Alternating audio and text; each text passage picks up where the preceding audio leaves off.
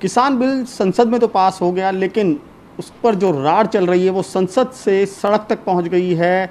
आखिर क्या वजह है? इन सब मुद्दों पर बात करने के लिए हमारे साथ हैं बीजेपी के सांसद सत्यदेव पचौरी जी। सत्यदेव जी, किसान बिल पास हो गया, सरकार ने संख्या बल पर संसद से पास करा लिया, लेकिन सड़क पर जो रार चल रही है उसको कैसे थामेंगे? ये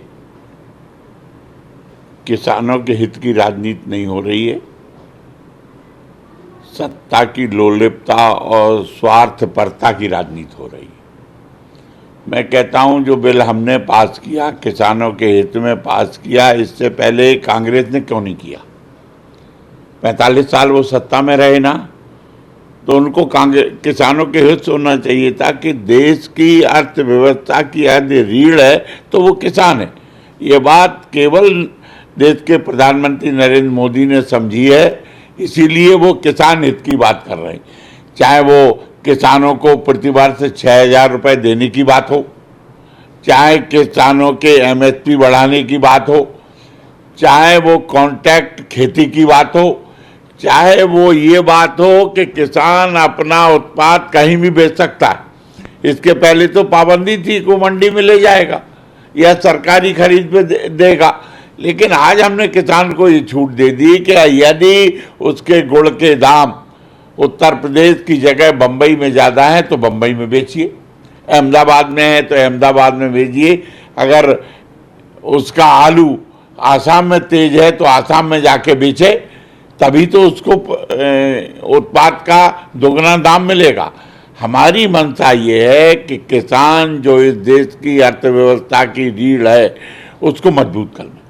जब किसान मजबूत होगा, किसान उन्नति करेगा तो देश उन्नति करेगा। यानी सारी इकोनॉमी किसान से जुड़े हुए है, क्योंकि आज भी आप देख लीजिए कि सबसे ज़्यादा लेबर अगर कहीं काम करती है तो वो खेती में काम करती है। सारे उद्योग धंधे उसके बाद आते हैं और महत्व उद्योगों को दिया जाता है, कृषि की उपेक्षा की गई।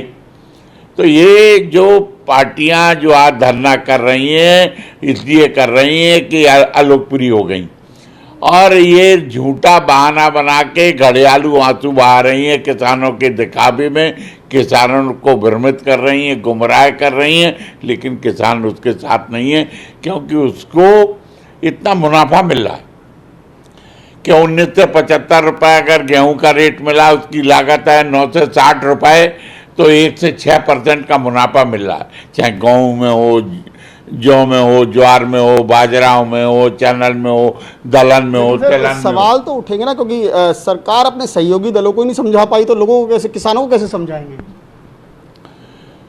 देखिए, सहयोगी दलों ने भी कहीं ना कहीं भ्रमित होकर ये कदम उठाया है। मैं समझता हूँ उनको देर सवेर उनकी समझ में आएगी कि, और हमारे पुराने सहयोगी रहे हैं, मित्र रहे हैं, आज भी हमारे साथ हैं।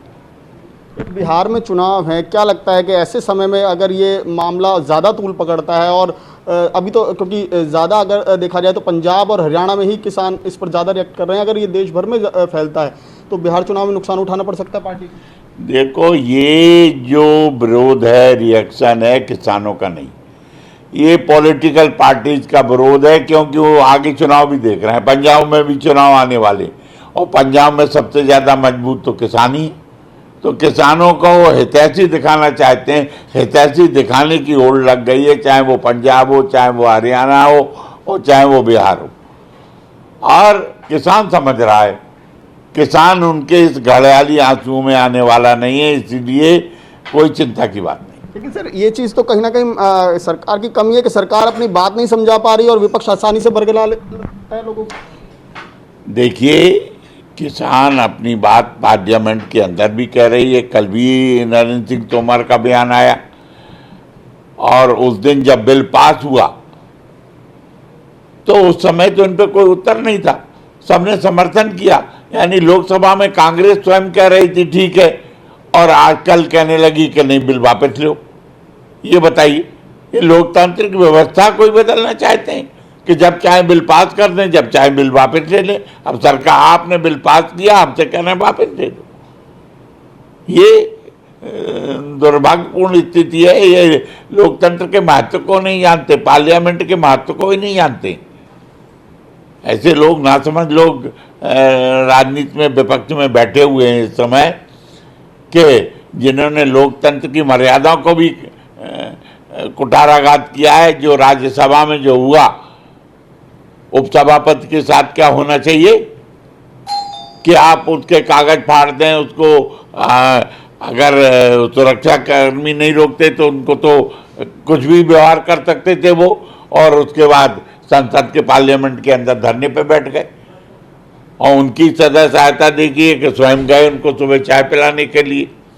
लोकतंत्र में मानवीय मूल्य खत्म हो रहे हैं, ये देश के लिए दुर्भाग्यपूर्ण है, और ये खत्म करने का काम और कोई नहीं, कांग्रेस कर रही है। सर, एक और मुद्दा जो आजकल काफ़ी तूल पकड़े हुए है, बॉलीवुड का।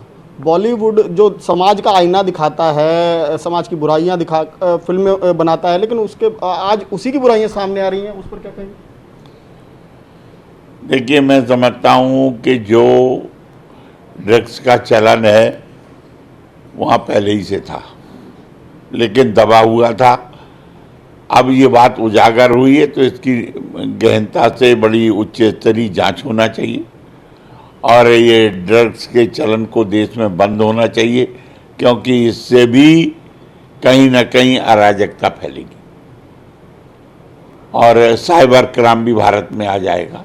और ड्रग्स बाहर से इलीगल आ रहा है तो ये इस पर भी प्रतिबंध लगना चाहिए, और मैं समझता हूँ इस ओर सरकार ने ध्यान दिया है और वो धीमे धीमे इस पे अंकुश लगाएंगे। आखिरी सवाल, योगी सरकार ने जो निर्णय लिया है फिल्म सिटी बनाने का ग्रेटर नोएडा में, उसको लेकर क्या कहेंगे? देखिए, ग्रेटर नोएडा का बहुत दिनों से विकास नहीं हुआ था जब, और इस क्षेत्र के विकास के लिए योगी जी ने फिल्म सिटी के साथ साथ जो जेवर एयरपोर्ट बनाने का निर्णय लिया है, उससे उस क्षेत्र में व्यापक विकास होगा और में लोगों को रोजगार भी मिलेगा। वहाँ का जो गुर्जर समाज है, जो उस पर कृषि के अलावा कोई संसाधन नहीं थे, जमीन तो उसकी बिक गई महंगी, उसको रोजगार के अवसर भी मिलेंगे। और मैं समझता हूँ पूरा पश्चिमी उत्तर प्रदेश फिल्म सिटी के माध्यम से, जेवर हवाई अड्डे के माध्यम से एक उन्नति के शिखर पर आगे जाएगा। ये सत्यदेव पचौरी हैं जो कानपुर से सांसद हैं, और इन्होंने तमाम मुद्दों पर बात की, खासकर किसान बिल पर के विपक्ष एक साजिश के तहत ये तमाम प्रदर्शन कर रहा है और मामले को तूल दे रहा है, जबकि खुद कांग्रेस इस बिल के सपोर्ट में थी। अचानक से उस कांग्रेस के सुर कैसे बदल गए? कैमरा साहिल के साथ विमल कौशिक, न्यूज़ 24 दिल्ली। नमस्कार, मैं हूं मानक गुप्ता। अगर आपको हमारा ये वीडियो पसंद आया हो तो इसे लाइक और शेयर जरूर करें, और हाँ, हमें सब्सक्राइब और फॉलो करना ना भूलें ताकि आप देश और दुनिया की कोई खबर मिस ना करें। तो जुड़े रहिए हमारे साथ और देखते रहिए न्यूज़ 24।